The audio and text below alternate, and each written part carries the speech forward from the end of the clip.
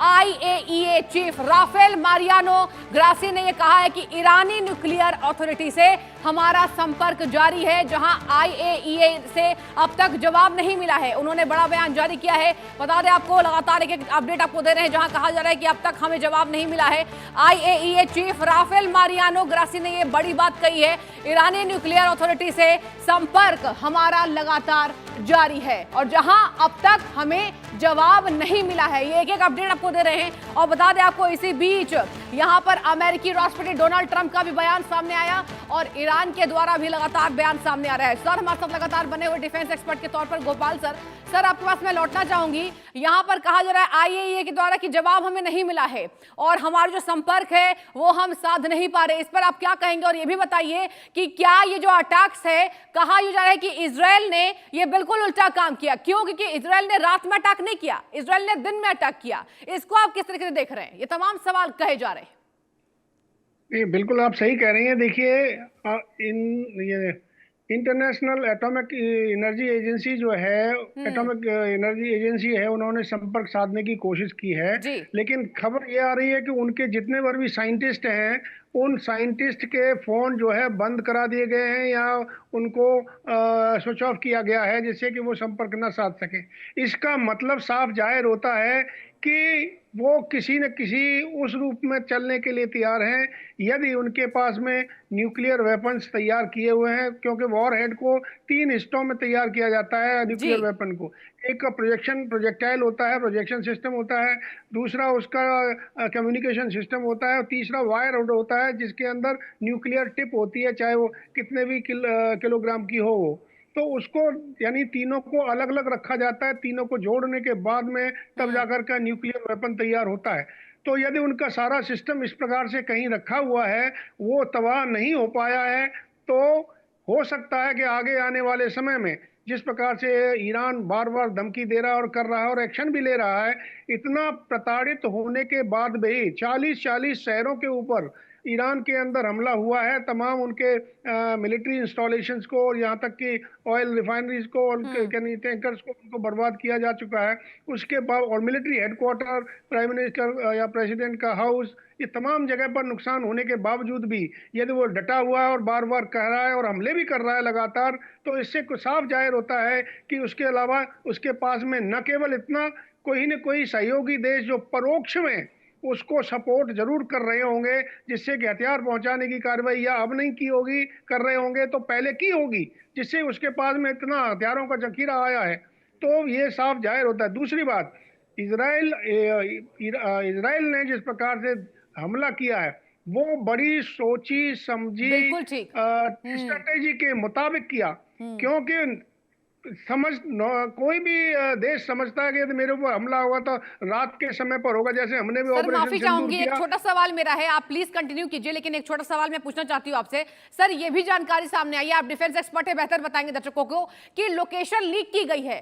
क्या सर ये माने कि घर का भेदी लंका ढाई? कि ये लगातार कहा जा रहा है कि जिस तरीके से खामनेई को मारा गया चंद मिनटों में, ये आम बात नहीं थी क्योंकि वो भी सुरक्षित थे, लेकिन यहां कहा जा रहा है कि यहां लोकेशन लीक की गई थी। क्या आप इसको समझा पाएंगे? देखिए, आप बिल्कुल सही कह रही हैं।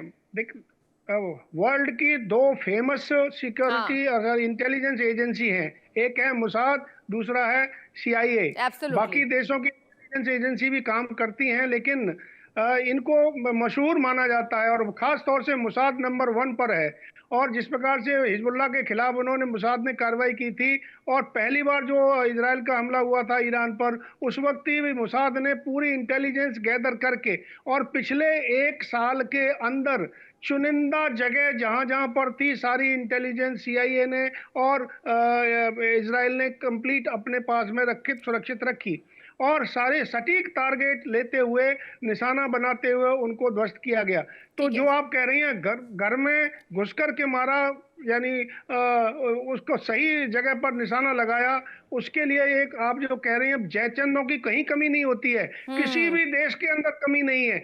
भारत की यानी दूसरे देश की इंटेलिजेंस एजेंसी अपना काम तो करेगी ही, लेकिन घर का भेदिया लंका ढाई वाली बात होती है, तो वो बात बिल्कुल सत्य यहाँ पर भी लागू होती है। हो सकता है कि ईरान के अंदर जहाँ पर उनके बीच में रहने वाले ही लोग कुछ सही तरह की एग्जैक्ट इंफॉर्मेशन सप्लाई कर रहा हूँ मुसाद को, और मुसाद का यानी नेटवर्क जो पूरा सही तरीके से इस कार्रवाई को करने में सक्षम हुआ है। ठीक है सर, प्लीज आप बने रहिए। एक और बड़ी जानकारी हम दर्शकों को देना चाहेंगे, पल पल का अपडेट हम दे रहे हैं, जहां कहा जा रहा है दिल्ली में दूतावास की सुरक्षा बढ़ाई गई है। यूएस और ईरान दूतावास की सुरक्षा बढ़ाई गई है। बड़ी खबर सामने आई है, जहां बता दें आपको सुरक्षा के लिहाज से लगातार सतर्कता बरती जा रही है और यूएस और ईरान दूतावास की सुरक्षा बढ़ाई गई है। वॉल ग्राफिक्स के माध्यम से आपको जानकारी देंगे, जहां बता दें आपको दिल्ली में दूतावास की सुरक्षा बढ़ा दी गई है। और इसी के मद्देनजर आपने देखा बीते दिन प्रधानमंत्री ने सीसीएस की बैठक की थी। ये लंबी बैठक चली, जहां तमाम अहम मुद्दों पर चर्चा की गई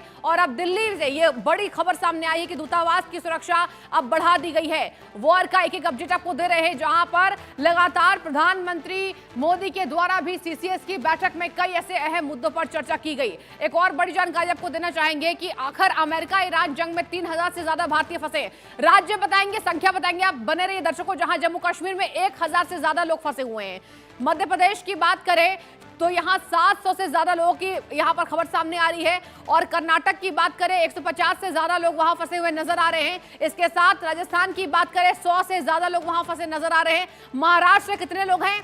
23 लोग से ज्यादा वहां फंसे हुए नजर आ रहे हैं। ये आप मैप देखिए, अमेरिका ईरान जंग में 3000 से ज्यादा भारतीय फंसे हैं। आप देखिए दर्शकों, लगातार सरकार के द्वारा एडवाइजरी जारी की जा रही है, वहां तमाम वीडियोस बनाए जा रहे हैं। प्रधानमंत्री मोदी से अपील की जा रही है। प्रधानमंत्री मोदी के लिए बड़े बयान सामने आ रहे हैं कि हम अपने स्वदेश लौटने की कोशिश में हैं, जहां हमें उम्मीद है कि भारतीय यहां पर सरकार के द्वारा, भारत सरकार के द्वारा ये एक्शन लिए जाएंगे। और गोपाल सर हमारे साथ लगातार जुड़े हुए डिफेंस एक्सपर्ट के तौर पर। सर, हमने अभी तमाम दर्शकों को ये जानकारी दी कि आखिर कितने भारतीय फंसे हुए हैं, आप इस पर बताइए सर, क्योंकि देखिए तमाम लोगों की ये अपेक्षाएं हैं कि भारत सरकार जल्द से जल्द उनकी सुरक्षा करे। क्या कहेंगे?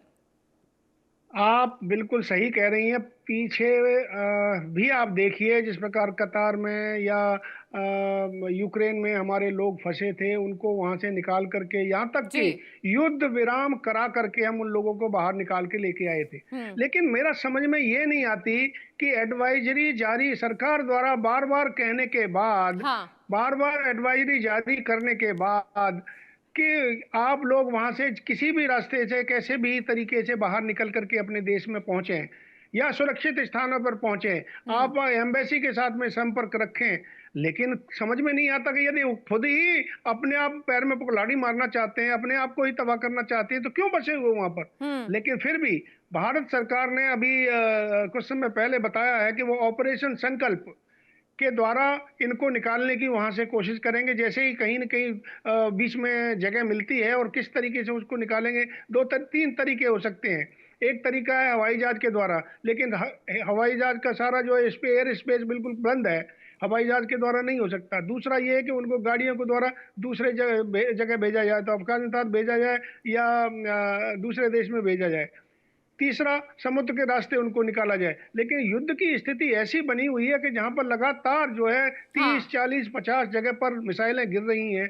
इस स्थिति में उनको निकालने में बहुत कठिनाई हमारे भारत देश को भी आने वाली है।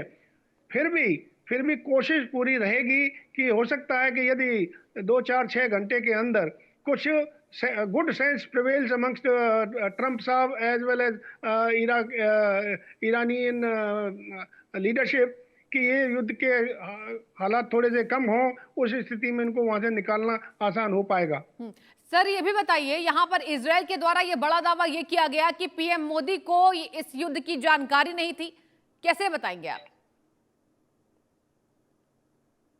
ये ईरान का दावा है कि पीएम मोदी को इस युद्ध की जानकारी नहीं थी। इजराइल ने बड़ा दावा किया है। इजराइल के तरफ से ये बड़े बयान सामने आए हैं कि पीएम मोदी को, अगर बात की जाए तो इस भीषण युद्ध की तैयारी नहीं थी कि कैसे ईरान पर हम अटैक करेंगे।